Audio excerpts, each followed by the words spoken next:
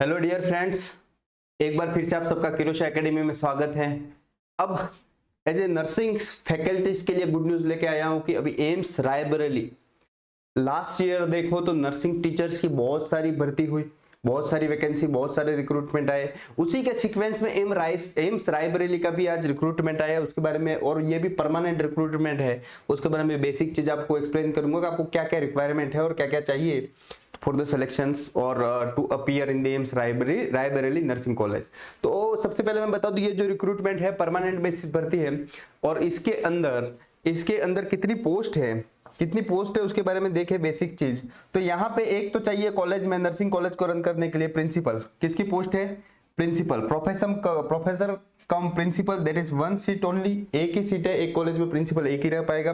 Second, associated professor और reader, that is two seat, MSN और community health nursing. कौन कौन अप्लाई कर सकते हैं? मास्टर इन नर्सिंग है जिसका एमएसएन में, और community health nursing. Assistant professor और लेक्चरर इन नर्सिंग की 3 पोस्ट है। मिडवाइफरी, पीडियाट्रिक और साइकेट्रिक की एक एक पोस्ट है। क्लियर है? ट्यूटर और क्लिनिकल इंस्ट्रक्टर की 12 पोस्ट है। कितनी है? 12 पोस्ट है।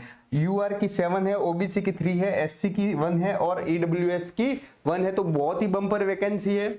चलिए, अब इसका एप्लीकेशन की लास्ट डेट कौन सी है इसके बारे में देखेंगे। तो aspiring applicant satisfied the eligibility criteria, कब तक है आपकी एलिजिबिलिटी क्राइटेरिया? बिफोर 3 मई, मतलब अभी 30 डेज रिमेनिंग है। कितने डेज? 30 डेज रिमेनिंग है।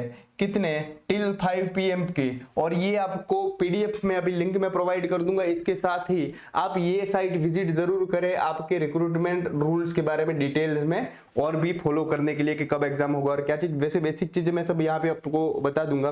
अब क्वालिफिकेशन और एक्सपीरियंस क्या चाहिए पर्टिकुलर सीट के लिए? अगर आप प्रिंसिपल बनना चाहते हो, क्या प्रिंसिपल बनना चाहते हो, तो आपकी एमएससी नर्सिंग तो होनी चाहिए।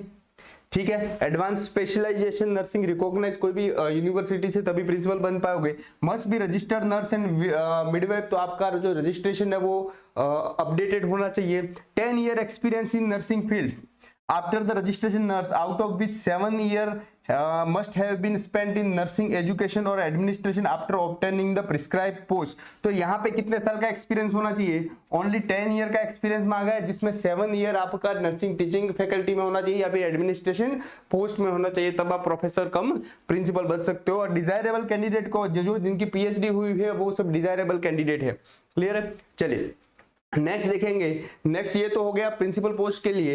एसोसिएटेड प्रोफेसर और रीडर के लिए, एसोसिएटेड प्रोफेसर और रीडर के लिए एसोसिएट क्वालिफिकेशन कौन सी है आपकी? एक तो एमएससी नर्सिंग होनी चाहिए, रजिस्ट्रेशन हो जरूरी है। इसके बाद कितना experience? After MSc 5 year experience. कितना एक्सपीरियंस चाहिए? After MSc 5 year teaching experience चाहिए। क्लियर है? और यहाँ पे भी डिजायरेबल पीएचडी नर्सिंग किया हुआ है, तो पीएचडी नर्सिंग कैंडिडेट को ज्यादा वेटेज दिया जाएगा। और आपका हो गया रीडर और लेक्चरर के लिए एमएससी नर्सिंग होनी चाहिए, रजिस्ट्रेशन होना चाहिए, 5 ईयर एक्सपीरियंस होना चाहिए, जिसमें 2 आउट ऑफ द 5 ईयर 2 साल, अगर 3 साल क्लिनिकल है नो इश्यू, लेकिन 2 साल आपका टीचिंग एक्सपीरियंस मस्ट है, तभी आप लेक्चरर बन सकते हो, तभी आप लेक्चरर के लिए एलिजिबल हो। नेक्स्ट ट्यूटर देखें, जिसकी सबसे ज्यादा पोस्टें मैंने बताई थी, 12 पोस्टें थी, जिसमें BSc nursing, post BSc nursing, ये मिनिमम क्राइटेरिया है। 3 ईयर यहाँ पे एम्स रायबरेली ने क्लियर किया हुआ है इनके रिक्रूटमेंट में। पहले जब नर्सिंग ट्यूटर, बाकी एम्स ने क्या किया था कि टीचिंग इंस्टीट्यूट मांगा था, मतलब एम्स जैसे टर्शियरी केयर हॉस्पिटल में भी जो नर्सिंग ऑफिसर थे वो भी अप्लाई कर सकते थे, लेकिन यहाँ पे क्लियरली टीचिंग एक्सपीरियंस मांगा है 3 ईयर। वो चेक करते रहना साइट, हो सकता है बाद में चेंज हो जाए क्योंकि रिक्रूटमेंट रूल सर्टेन चेंज हुए थे। और एमएससी नर्सिंग डिजायरेबल थी। क्लियर है? ओके, तो ये चीज मेक श्योर करना। अभी तक तो ओनली टीचिंग वाले ही अप्लाई कर सकते हैं, लेकिन हो सकता है जैसे जोधपुर में भी पहले था, लेकिन बाद में नोटिस आया था कि आपके टीचिंग इंस्टीट्यूट का एक्सपीरियंस होना चाहिए। तो ये चीज यहाँ पे देख लेना, आप रेगुलर फॉलो करना है, या फिर किरोशा एकेडमी को रेगुलर अपडेट फॉलो करें, ताकि जो भी अपडेट आए मैं आपको इन्फॉर्मेशन प्रोवाइड कर दूंगा। ओके, तो इसके बाद देखें ओके, अपर एज लिमिट क्या है? सब पोस्टों के लिए कितनी एज तक अप्लाई कर सकते हो? तो आपका प्रिंसिपल की पोस्ट 55 ईयर से अबोव नहीं होना चाहिए। कितना? 55 ईयर से अबोव नहीं होना चाहिए। एसोसिएटेड प्रोफेसर और reader 50 year assistant professor 50 year, tutor clinical के लिए 35 ईयर मैक्सिमम एज है। ये तो हो गई नॉर्मल एज क्राइटेरिया।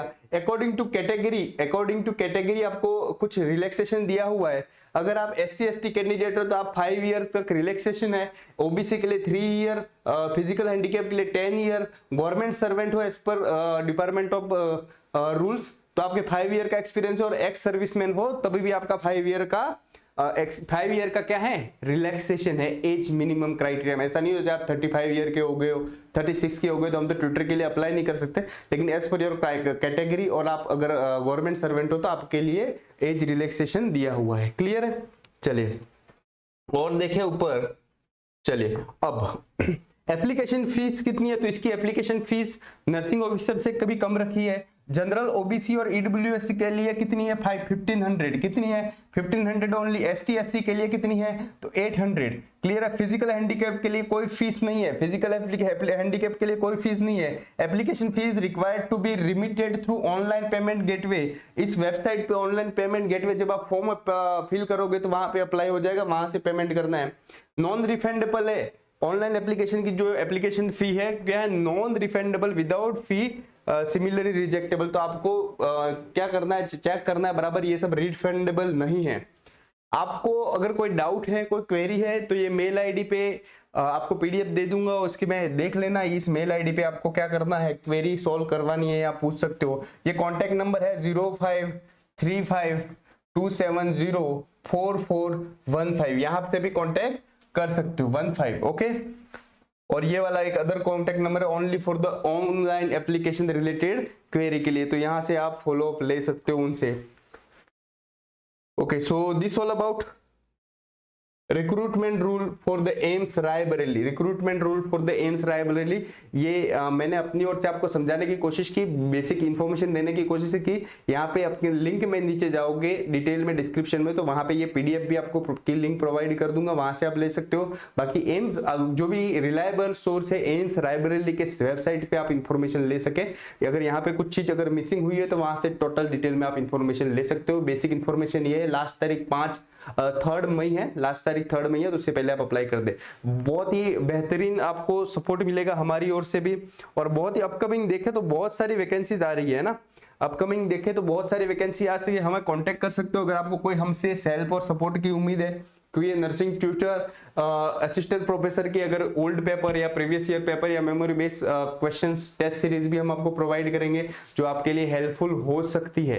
क्लियर है? ये रियली एक्सपीरियंस बेस्ड है, ये जरूर आपको हेल्प करेगी, कैसे हमने भी अपने ट्यूटर के रिटन एग्जाम क्लियर किए हुए थे। So thank you very much to joining this session. Like and subscribe our channel, आपको डिटेल में और इन्फॉर्मेशन मिलेगी।